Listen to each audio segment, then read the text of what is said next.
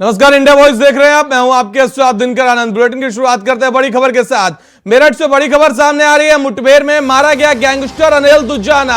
Delhi NCR का कुख्यात बदमाश दुज्जाना नहीं रहा। एसटीएफ ने मुठभेड़ में दुज्जाना को ढेर कर दिया। एसटीएफ के साथ मुठभेड़ में मेरठ में मुठभेड़ हुई। मेरठ में दुज्जाना को एसटीएफ ने मार गिराया।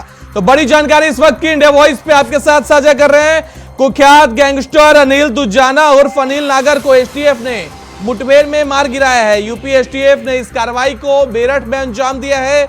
आपको बता दें कि दुज्जाना 10 अप्रैल को जमानत पर बाहर आया था। आज एसटीएफ ने 25वें स्थापना दिवस पर आज दुज्जाना को मेरठ में मार गिराया है। तो अहम जानकारी इस वक्त की आपके साथ साझा कर रहे हैं इंडिया वॉइस पर। जेल से रिहा होते ही दुज्जाना ने गौतम बुद्ध नगर में अपने खिलाफ गवाही दे रहे लोगों को धमकियां दी थी। अहम जानकारी इस वक्त की आपके साथ साझा कर रहे हैं।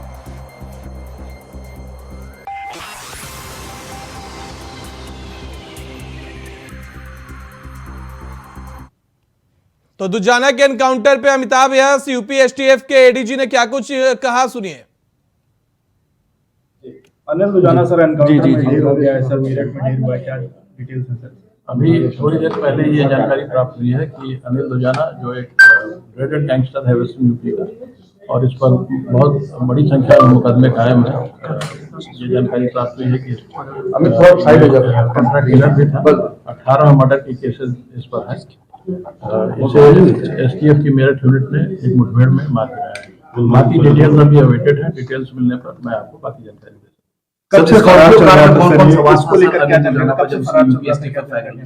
अभी इसकी डिटेल्स अवेलेबल नहीं है। जैसे ही डिटेल्स अवेलेबल हो जाएंगी मैं आपको डिटेल्स उपलब्ध करा दूंगा। जैसे ही टीम से कांटेक्ट होता है और उनसे सारी जानकारी प्राप्त होती है मैं आपको। सर, एक और जानकारी निकल कर सामने रखी कि निकाय चुनाव को भी प्रभावित करने की कोशिश कर रहा था अनिल दुज्जाना। इस सब के बारे में अभी मेरे पास कोई कमेंट्स नहीं है। जैसे ही बाकी डिटेल्स प्राप्त होती है मैं आपको डिटेल्स। तो अनिल दुज्जाना को एसटीएफ ने मेरठ में मार गिराया है। आपको बता दें कि राष्ट्रीय राजधानी दिल्ली समेत उत्तर प्रदेश के कई जिलों में दुज्जाना पर 60 से अधिक मुकदमे दर्ज थे। तो वहीं मुठभेड़ में मारे जाने के बाद भाजपा प्रवक्ता राकेश त्रिपाठी ने क्या कुछ कहा, सुनिए। उत्तर प्रदेश में एसटीएफ ने आज जिस तरह से अनिल दुज्जाना जैसे कुख्यात अपराधी को एनकाउंटर में मार गिराया है, ये पूरे पश्चिमी उत्तर प्रदेश, दिल्ली, राजस्थान, हरियाणा जैसे राज्य के उन तमाम निवासियों के लिए एक सुकून देने वाली खबर है जो कहीं ना कहीं अनिल दुज्जाना की दहशत से भयाक्रांत होते थे, उससे दहशत में रहा करते थे। अनिल दुज्जाना को एसटीएफ ने आज जवाबी कार्रवाई में मार गिराया जब अनिल दुज्जाना ने पुलिस पर गोली चलाने का दुस्साहस किया है। और ऐसे अपराधियों का यही हश्र होना चाहिए। और ये सवाल आज उन राजनीतिक दलों से, उन खैरख्वाहों से भी है जो माफियाओं की जाति मजहब देखा करते हैं। क्या वो अनिल दुज्जाना के भी जाति और मजहब देखेंगे? अनिल दुज्जाना के एनकाउंटर पे पूर्व डिप्टी सीएम दिनेश शर्मा ने इंडिया वॉइस से खास बातचीत की। इस दौरान उन्होंने क्या कुछ कहा, सुनिए। डिप्टी सीएम हमारे साथ दिनेश शर्मा जी फोन लाइन पर जुड़ चुके हैं।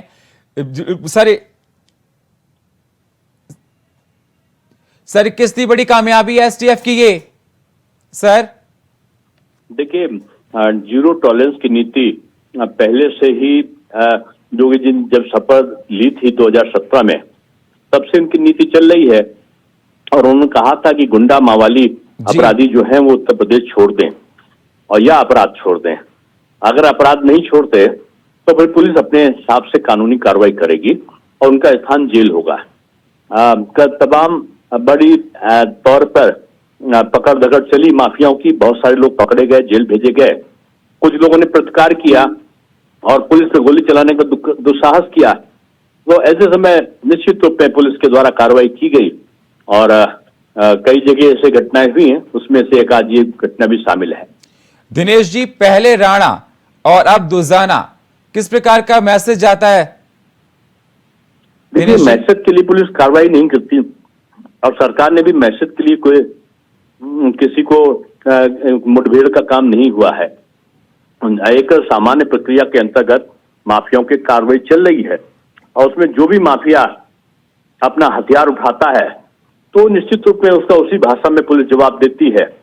और पुलिस आत्मरक्षा का अधिकार उसको संविधान ने प्रदत्त किया है।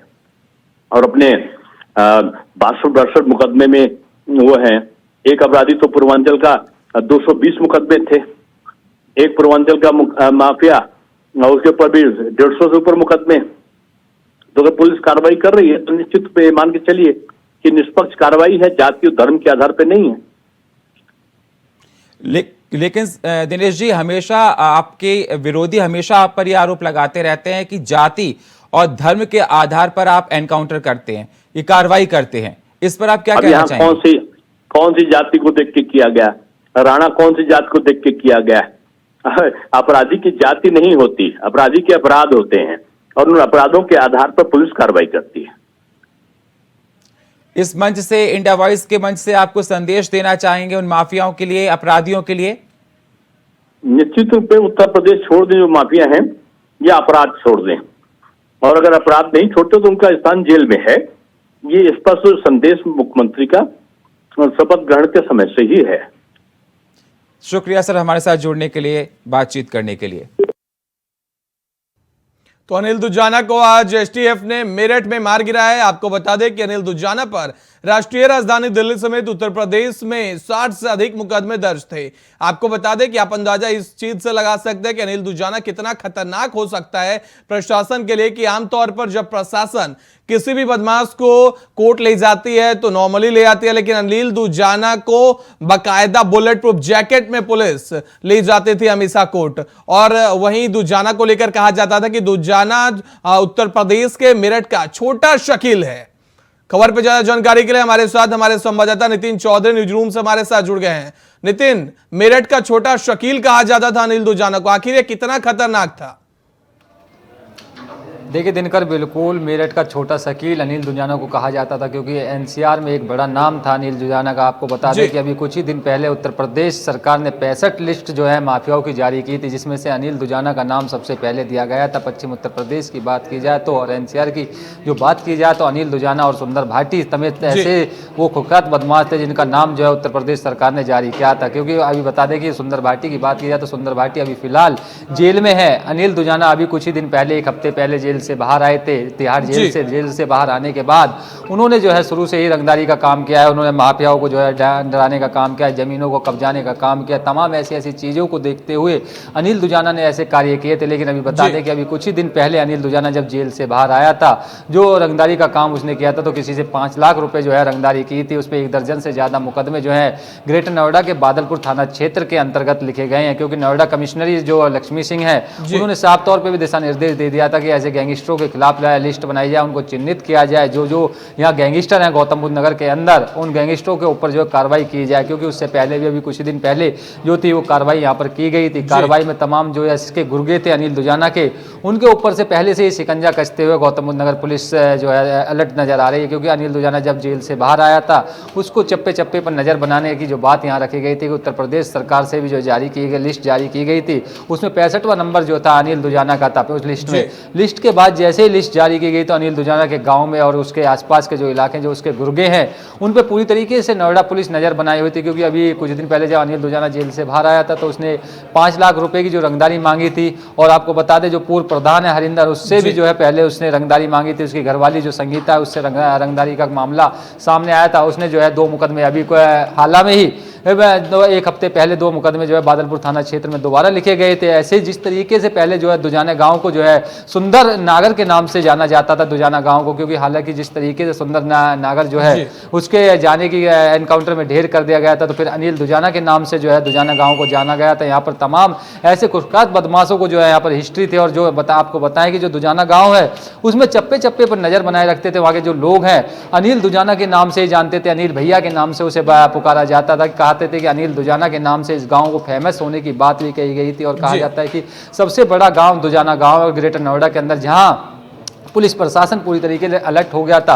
लेकिन आज जिस तरीके से एसटीएफ ने मुठभेड़ में अनिल दुजाना पे 1 लाख से ज्यादा का इनाम थे, 62 से ज्यादा मुकदमे जो है अनिल दुजाना पे चल रहे थे। गौतम बुद्ध नगर की बात की जाए तो गौतम बुद्ध नगर में 1 दर्जन से ज्यादा मुकदमे यहाँ पर चल रहे हैं। लेकिन आपको बताएं एसटीएफ जो है 1 लाख के इनामी को जो है काफी दिनों से ढूंढ रही थी। जहाँ 7 टीम जो बनाई गई थी, 7 टीमों से जब तक फरार चल रहा था अनिल दुजाना का, अलग अलग नंबरों से जो है बातचीत करता था, अलग अलग कॉल डिटेल्स उसकी निकाली जाती थी। तो कॉल डिटेल के बाद जैसे पता चलता था कि अनिल दुजाना गैंगस्टर जो है दुजाना गांव का, उसके जो गुर्गे हैं उन गुर्गों ने जो है बात की और बात करने की जो रंगदारी है वो रंगदारी मांगी जाती थी। लेकिन उसके बाद जैसे ही आज अनिल दुजाना मेरठ के जानी पुल पड़ता है मेरठ के अंदर, उस पुल के पास जब जा रहा था तो एसटीएफ को इसकी सूचना मिली।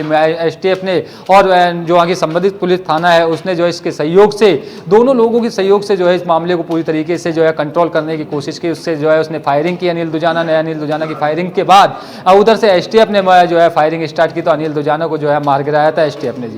जी नितिन, इस कार्रवाई के बाद, एसटीएफ के कार्रवाई के बाद और माफियाओं में क्या कुछ संदेश गया होगा, और जब अनिल दुजाना अब नहीं रहा तो उसके जितने भी गुर्गे होंगे उनमें क्या एक डर का माहौल पैदा होगा? क्या अब वो सच्चाई के रास्ते पे, ईमानदारी के रास्ते पे वापस लौट आएंगे?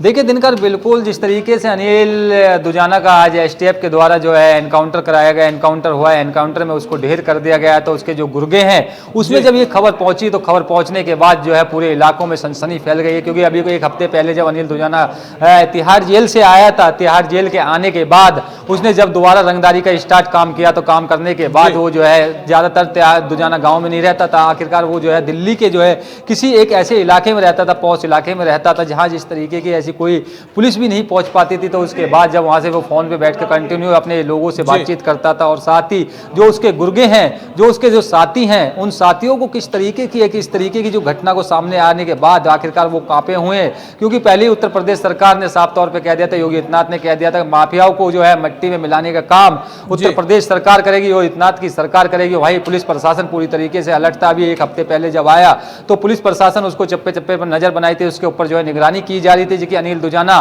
तिहाड़ जेल से अभी ही जमानत पे बाहर आया है। तो जमानत पे बाहर आने के बाद गौतम बुद्ध नगर पुलिस जो है पूरी तरीके से अलर्ट हो गई थी, चप्पे चप्पे पर नजर बनाई थी। और कहा जाता है कि इस तरीके से जो घटना को अंजाम देने के बाद, 2 मुकदमे होने के बाद तुरंत अनिल दुजाना जो है यहाँ से फरार हो गया। तो फरार होने के बाद एसटीएफ की टीम 7 टीम इसके ऊपर लगाई गई थी, 7 टीमों से, और 20 पुलिस के ऐसे जवान अधिकारी थे उनको लगाया गया था कि अनिल दुजाना को किस तरीके से पकड़ा जाए, किस तरीके से इससे जो है को गिरफ्तार किया जाए। क्योंकि ये ठिकानों को बदल देता था, कभी नंबरों से बात करता था, उनको की जो कॉल डिटेल है उस ऐसे ऐसे नंबर थे इनके पास, अनिल दुजाना के पास अलग अलग सिम से जो है अपने लोगों से बातचीत करता था। जेल के अंदर से बैठ के सभी लोगों को धमकियां देता था, चाहे जमीन की बात की जाए या रंगदारी की बात की जाए। ऐसे इसने 18 से ज्यादा जो है मर्डर के केस आप हमारे साथ बने रहिए, आगे भी आपसे जानकारी लेंगे। तो अनिल दुजाना के एनकाउंटर के बाद Amitabh yes, UP ADG STF ने हमारे साथ बातचीत की। इस दौरान इंडिया वॉइस उन्होंने क्या कुछ कहा, सुनिए। हमारे साथ अमिताभ जी एसटीएफ जुड़ चुके हैं। एडी सर, जिस प्रकार से देखा जाए ये गैंगस्टर होने के बाद एसटीएफ के साथ मुठभेड़ में अनिल दुजाना मारा गया, क्या कुछ कहना चाहते हैं?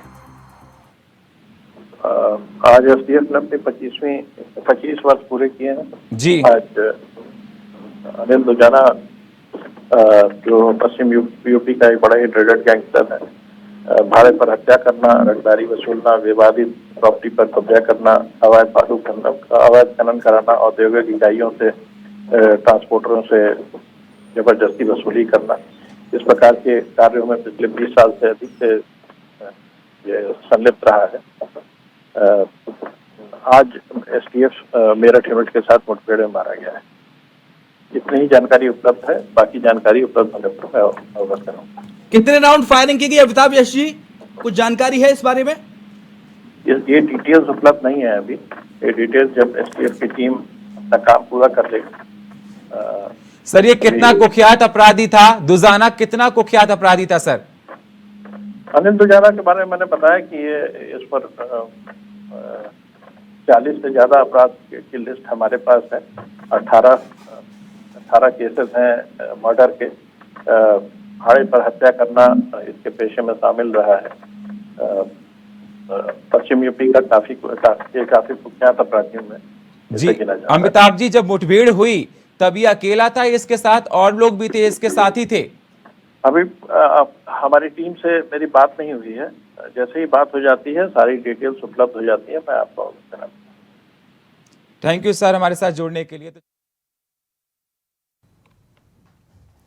तो अनिल दुजाना मेरठ का कुख्यात बदमाश, जिसे आज मेरठ में यूपी एसटीएफ की टीम ने 25वें स्थापना दिवस के अवसर पर ढेर कर दिया है। आपको बता दें कि इस पर 60 से अधिक मुकदमे दर्ज थे। दिल्ली एनसीआर समेत कई जगहों पर इसके नाम का सिक्का चलता था। बता दें 10 अप्रैल को यह जेल से जमानत पे बाहर आया था, जिसके बाद इसने फिर से रंगदारी मांगने का काम स्टार्ट किया और इसके गुर्गे हर जगह फिर से एक्टिव हो गए थे।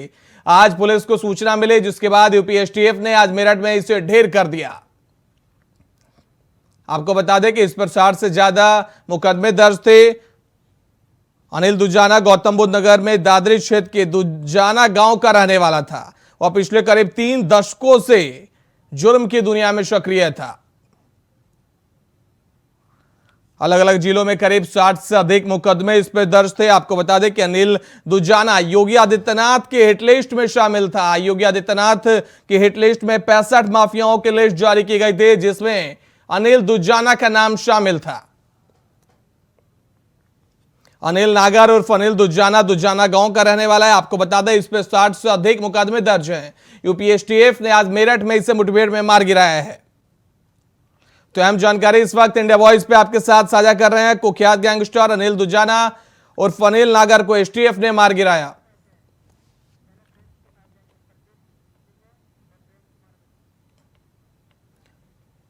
हमारे साथ वरिष्ठ पत्रकार प्रेम कुमार हमारे साथ जुड़ गए हैं। सर, बहुत बहुत स्वागत है आपका इंडिया वॉइस पर। सर, अनिल दुजाना को आज यूपी एसटीएफ ने मेरठ में मार गिराया है, क्या कुछ पहली प्रतिक्रिया है सर आपकी?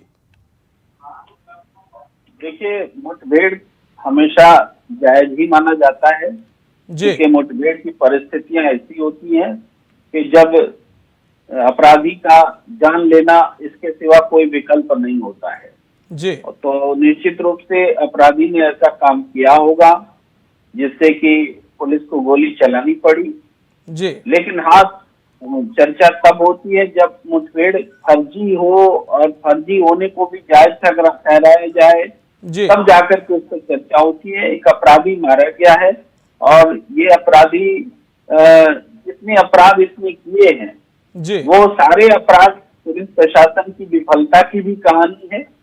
तो ये अच्छा होता है कि उस अपराध के लिए उसको सजा मिलती जी, प्रोसिक्यूट होता वो, लेकिन वो दुर्भाग्यवश वो स्थितियां नहीं हुई। उससे पहली ऐसी परिस्थिति पैदा हुई कि पुलिस को मुठभेड़ करना पड़ा। सर, लेकिन जितने भी मुठभेड़ होते हैं, चाहे हम विकास दुबे की बात कर ले या फिर असद एनकाउंटर, सर एनकाउंटर के बाद एक वर्ग होता है सर जो सवाल खड़े करने लगता है। विपक्ष हमेशा एनकाउंटर के बाद सवाल खड़े करती है। सर, इस फर्क को समझना जरूरी है कि एनकाउंटर पर सवाल नहीं होते, एनकाउंटर के फर्जी होने पर सवाल होते जी। मैंने पहले ही कहा कि एनकाउंटर जब होता है, एनकाउंटर तो वैधानिक शब्द है ना जी। तो ऐसी परिस्थिति जब पुलिस को ऐसा करना इसके सिवा कोई रास्ता नहीं था जी, तो वो उसको कोई गलत नहीं ठहराता। लेकिन जब कोई कहता है कि माफिया को मिट्टी में मिला देंगे और देखो हमने ऐसा कर दिखाया जी, तब इसका मतलब है कि वो खुद वो मुठभेड़ पर सवाल उठा रहा है, वो मुठभेड़ फर्जी है क्योंकि बोल करके उसको अंजाम दिया गया काम है, तब तो सवाल उठेंगे जी जी। सर, हमारे साथ प्रदीप सिंह नेता बीजेपी भी जुड़े हुए हैं। सर, आपका भी बहुत बहुत स्वागत है। सर, अनिल दुजाना ढेर हो गया है सर, आज यूपी एसटीएफ की 25वीं स्थापना दिवस भी है सर, पहली प्रतिक्रिया चाहूंगा। निश्चित तौर पे देखिए, अभी आप जब मैं आपसे जुड़ा तो आप बता रहे थे कि विपक्षी जो है उस पर आवाज उठाएंगे और लोग तरह तरह की दलीलें देते हैं। तो सबसे पहले तो देखिए, एनकाउंटर किसका हुआ है उसका इतिहास देखा जाना चाहिए और आवाज जो लोग उठा रहे हैं उनका भी इतिहास देखा जाना चाहिए। प्रदेश है और प्रदेश में अपनी कानून व्यवस्था अपने हिसाब से चल रही जो संवैधानिक है। अब जिसको नहीं फिट बैठ रही है, जिसके हिसाब से चीजें नहीं हो रही, तो निश्चित तौर पर वो अपनी आवाज उठाएगा। स्वतंत्र है सभी लोग आवाज उठाने के लिए। लेकिन एसटीएफ ने जो 25वीं अपनी सालगिरह पे जो प्रदेशवासियों को एक उपहार दिया है वो बधाई के पात्र है। और कोई भी काम अगर कानून सम्मत नहीं होता तो वो संभव नहीं है। तो जो भी हुआ है वो कानून के दायरे में हुआ है। अगर कोई प्रदेश की शांति व्यवस्था को अगर हानि पहुंचाएगा तो चाहे वो कोई भी हो, अब राजनीतिक दल होते हैं वो अति उत्साह में आ करके, खास करके विपक्षी दल कुछ न कुछ कह देते हैं। तो अगर अब देखिए, उत्तर प्रदेश एक बहुत बड़ा प्रदेश है और पूर्वी उत्तर प्रदेश की सामान्य बोलचाल की भाषा में कुछ चीजें पश्चिमी उत्तर प्रदेश से अलग हो सकती हैं और वैसे वर्षा भी है, इसी तरह से पश्चिमी उत्तर प्रदेश में है उसका कुछ अलग हो सकता है। तो अगर किसी को भाषा शैली पे अगर आपत्ति है तो देखिए उसको थोड़ा सा विस्तार करना चाहिए, लेकिन प्रदेश की जो व्यवस्था है वो जो पूर्ववर्ती सरकारें रही हैं जिनके कथनानुसार या जिनके करनी के अनुसार जो चीजें समाज में अवांछित थी उनको उन्होंने जो है सरकार में बिठा रखा था। तो अब देखिए किसी भी चीज की अति सर्वत्र वर्जते होता है, तो अति जब हो जाती है तो उसका जो है कहीं न कहीं परिणति होनी होती है, तो परिणति हुई है और एसटीएफ अपने 25वीं जो है वर्षगांठ पे अगर ऐसा कर रही है तो कोई बुराई नहीं है। सर हमारे साथ प्रेम कुमार वरिष्ठ पत्रकार जुड़े हुए हैं। सर अभी उन्होंने कहा कि एनकाउंटर पर सवाल खड़े नहीं होते, फर्जी एनकाउंटर पर सवाल खड़े होते हैं। उन्होंने कहा कि आखिर एक बदमाश कुख्यात कैसे हो गया, उसके पीछे के तह तक जाना चाहिए। आप कह रहे हैं एसटीएफ ने उपहार दिया है। सर तो क्या है कि ये 25वीं स्थापना दिवस पर सोच समझ कर किया जा रहा है? अगर प्रदेश में निकाय चुनाव भी चल रहा है सर, अगर कोई व्यक्ति 18 मर्डर के मामलों में वांछित है या लगाया गया है, 1 2 3 4 सब समझ में आता है, चलिए ठीक है, व्यवस्था और परिस्थिति भिन्न रही होगी, लेकिन 18 बार अगर किसी चीज में आरोप लगाए जाते हैं तो निश्चित तौर पे कुछ न कुछ उसके पीछे है। अब देखिए इनकाउंटर आखिरी रास्ता होता है पुलिस के लिए, सावधान करती है, खोजती है, बुलाती है, जब कोई नहीं सुनता समझता है तो उसके पास आखिरी रास्ता रह जाता है। पुलिस, उत्तर प्रदेश की पुलिस जो है सक्षम है अपने कार्यों को निभाने के लिए और अपने दायित्वों के निर्वहन के लिए, लेकिन जब अति हो गई तब सर लेकिन सवाल पोजीशन और टाइम पे होता है। सर प्रदेश में निकाय चुनाव चल रहा है, सीएम योगी आदित्यनाथ दूसरे निकाय चुनाव चल रहा है तो इसका क्या मतलब कि अगर कोई अपराधी है तो उसको खुली छूट दे दी जाए? सर लेकिन बयान सामने आ रहे हैं ना सर। किस बात के बयान सर? जरा बयान सामने आ रहे हैं कि सर एक तरफ कहा जा रहा है यूपी में सब चंगा माफियाओं को अंत करेंगे, सोच समझ कर ये कर रहे हैं ताकि वोटर्स का ध्यान उधर जाए।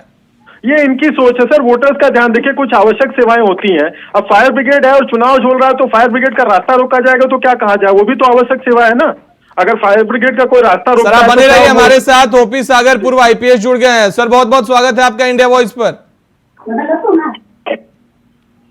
सर आज अनिल दुजाना को ढेर कर दिया गया है, सर पहली प्रतिक्रिया आपका चाहूंगा।